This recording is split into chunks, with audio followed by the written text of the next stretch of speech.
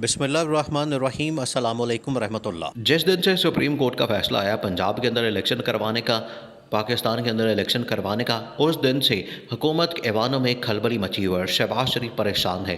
شہباز شریف اس time سخت ترین پریشان ہے اور سمجھ نہیں آ رہی، کیونکہ شہباز شریف کو ہر طرف سے پیغام دیا جا رہا ہے کہ آپ گھر جائیں، آپ اسمبلیاں ڈسالو کر دیں، الیکشن کال کر دیں، استعفیٰ دے دیں اور عوامی عدالت میں جائیں اور عوام کی عدالت میں دیکھیں وہاں پر کیا حال ہے۔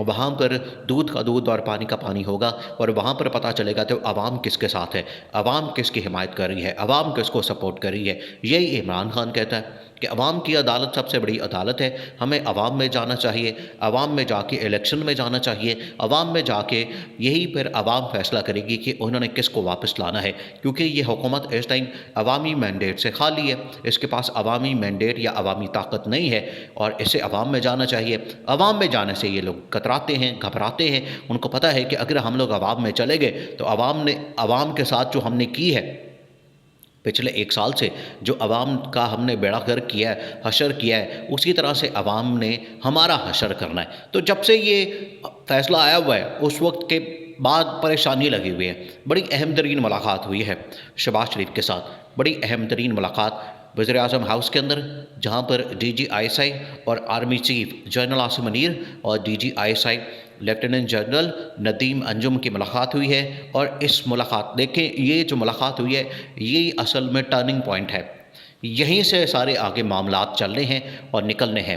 یہ ملاقات بڑی اہم ترین ملاقات اور اس میں 3-4 اہم ترین چیزیں ڈسکس کی گئی ہیں۔ سب سے پہلے دیکھیں، اب آپ نے اس معاملے کو سمجھنا ہے، اس ملاقات، اس کی بیک گراؤنڈ اور یہاں پر جو ملاقات کے اندر ڈسکشن ہوئی ہے اور اس کے بعد اس کے کانسیکوینسز، آپ نے اس کو سمجھنا ہے۔ یہ بڑی اہم ترین ملاقات ہوئی ہے، D G I S I اور آرمی چیف کی ملاقات وزیر اعظم شہباز شریف کے ساتھ، اور اس کے بعد اب ایک اور بڑی اہم ترین میٹنگ کال کی گئی ہے۔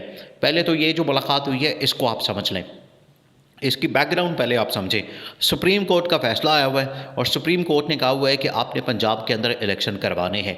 عمران خان نے پنجاب اور کے پی کی اسمبلی ڈسالو کی، اس کے بعد یہ حکومت الیکشن سے بھاگ گئی، لیکن سپریم کورٹ نے اس کے اوپر اسکوت نوٹس لیا اور سپریم کورٹ نے کہا کہ آپ نے پنجاب اور کے پی کے اندر الیکشن کروانے ہیں اور فلاں فلاں ڈیٹ کو آپ نے الیکشن کروانے ہیں، اس سے آپ بھاگ نہیں سکتے۔ یہ تو دو ٹوک فیصلہ آ گیا۔ اب یہ اس کا بیک گراؤنڈ ہے اور اس میں اب حکومت پھنسی ہوئی ہے۔ حکومت پچھلے ایک سال سے ٹمک ٹوئیاں مار رہی ہے، بے وقوفیاں کر رہی ہے، کوئی ایک پالیسی نہیں، کوئی ریلیف نہیں، کوئی انٹرنیشنل لیول پہ کوئی ایسا کام نہیں، کوئی ایسا کارنامہ نہیں ان کا جو کہ جس کی وجہ سے عوام کو ریلیف ملے، پاکستان کو ریلیف ملے، پاکستان کی معیشت کو ریلیف ملے۔ ہر چیز آئی سی یو میں چلے گی، پاکستان کی معیشت بھی آئی سی یو میں چلے گئی ہے، عوام بھی آئی سی یو میں چلے گی اور وہاں سے قبروں میں جا رہی ہے۔ یہ اس کی حالت ہو گئی ہے اور قبروں میں جانے کے لیے بھی اب عوام کے پاس پیسہ نہیں ہے، کیونکہ وہ بھی آج کل بڑی مہنگی ہو گئی ہیں۔ یہ حالت کر دی ہے عوام کی۔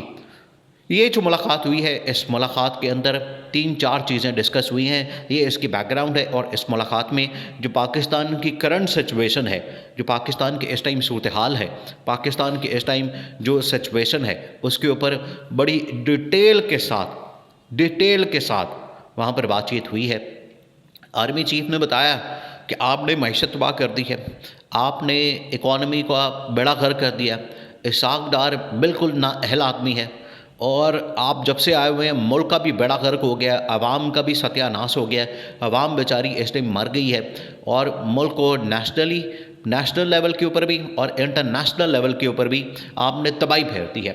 یہ بڑا کیٹیگوریکلی دونوں کی جانب سے، آرمی چیف کی جانب سے بھی اور ڈی جی آئی ایس آئی کی جانب سے بھی شہباز شریف کو بتایا گیا، اور شہباز شریف آگے سے چونچا نہیں کرا۔ شہباز شریف سے متعلق آپ کو پتہ ہے، شہباز شریف آدھا پونا گھنٹہ شہباز شریف کو ڈانٹتے رہیں، شہباز شریف کو گالیاں دیتے رہیں، شہباز شریف کو آپ کچھ بھی کہتے رہیں، شہباز شریف آگے سے سر منہ نیچے پھینک کے تو باتیں سنتے جاتا ہے۔ اور اس چیز کی تصدیق جنرل باجوہ نے کی اپنے انٹرویو کے دوران کہ میں نے آدھا پونا گھنٹہ اس کی کلاس لی۔